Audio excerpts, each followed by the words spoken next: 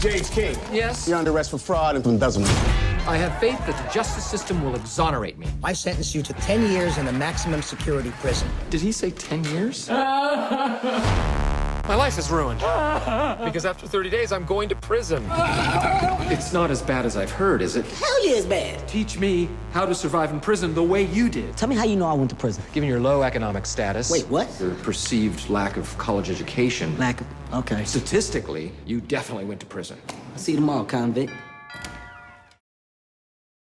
Welcome to Kermode Uncut. A couple of weeks ago, I did a blog about the fact the new Will Ferrell film was coming out, Get Hard, and I hadn't seen it yet. And I was saying I had an open mind about it, but a couple of people have tweeted to say, you haven't got an open mind, you hate everything that Will Ferrell's in, and so there's no point in going to see the film. And I said, no, I don't. There are some Will Ferrell films I like, and I cited Zoolander. And it made me start thinking about whether there is any individual person, filmmaker, actor, writer, whatever, of whom I have never liked any of their films at all, of whom I would never say anything positive. And I was trying to think of somebody, but I frankly was drawing a blank. So I threw this open as a challenge. Name me a person who you think I would just, as a matter of course, detest everything that they had ever made or been in. Loads and loads of responses to this. I'm just going to try to get through some of them and give you a flavour of the fact that I think in general it does prove my point that there is no such thing as somebody who I'm guaranteed to hate. So let's crack on. This from Pat Cullen. I think I found the answer, and that answer is George Lucas. You've said on numerous occasions you have a problem with Star Wars episodes 1, 2 and 3. Also, just to cover all the bases, you thought American Graffiti was a well-edited film with a good soundtrack, but it was not well directed. Well, no, it's not brilliantly directed, but I do like American Graffiti. However, THX 1138 is very well directed, so absolutely, George Lucas is out of the ballpark. There is a lot of stuff that George Lucas has been involved in that I like. Moving on, this from Doug Redmond. Surely Orlando Bland, even in the Lord of the Rings films, he was utterly unremarkable. His fabulous wig seemed to do the most of the acting for him. Well, yes, but he is in the Lord of the Rings films, and I love the Lord of the Rings films, and frankly, I was never bothered by his presence in them. So no, Orlando Bland doesn't count either. This from Magdag. Rob Schneider. Now, when I first saw this, I thought, actually, you're probably right. I can't think of anything that Rob Schneider has been in that I like, but I went to the IMDb and looked at his filmography. Apparently, he had an uncredited role in Demolition Man, which I like very much.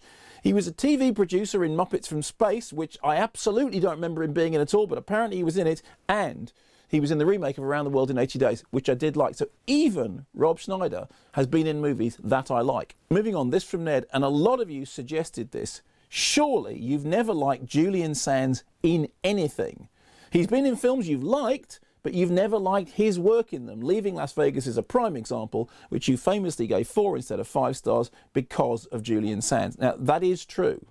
It is true that when I reviewed that film in Q magazine, I think it was, I gave it 4 stars, and somebody said, why wasn't it 5 stars? I said, well, Julian Sands is in it, although I was being kind of slightly facetious. But Julian Sands is in, and more importantly, is good in both Hotel and Timecode, Mike Figgis films. So Mike Figgis gets the best out of Julian Sands. So again, that's a no as far as disliking everything that Julian Sands is in. This from Neville Godwin. Jennifer Aniston. Well, no. Actually, I quite like The Good Girl.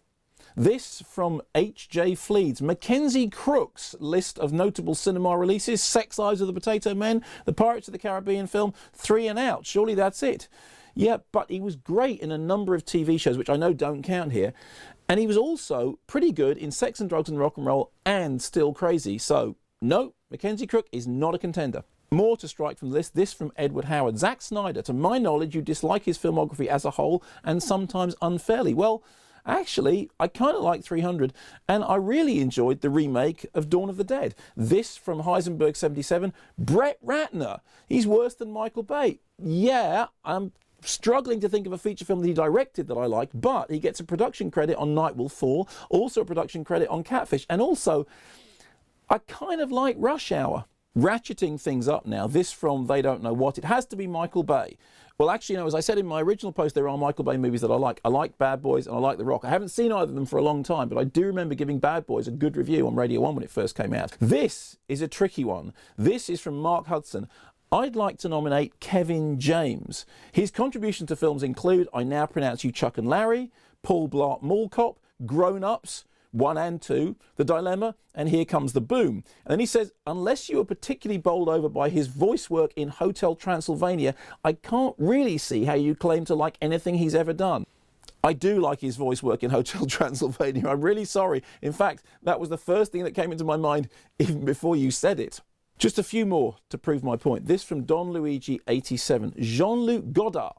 Unless you like his better earlier work, I've never heard you say anything positive about his cinematic genius. Well, it is true that I went off on one about Jean-Luc Godard's film Socialisme. I do think he's a terribly overrated filmmaker and has said some preposterous things about filmmakers that are better filmmakers than him, notably Steven Spielberg. However, everyone tells me that Goodbye to Language is brilliant, and I'm going to keep an open mind on that subject. But I have the sense that it might be good. So, is there really not somebody whose entire body of work I have pretty much dismissed out of hand? Some of you suggested Tommy Wiseau, the guy who directed The Room. I have seen The Room, and I don't think The Room's any good at all. And to be honest with you, I'm kind of befuddled by people who think it's brilliant, but I know loads of people who go and see it as a cult movie in the way that people used to go and see Ed Wood movies. You know, they're so terrible. They're great.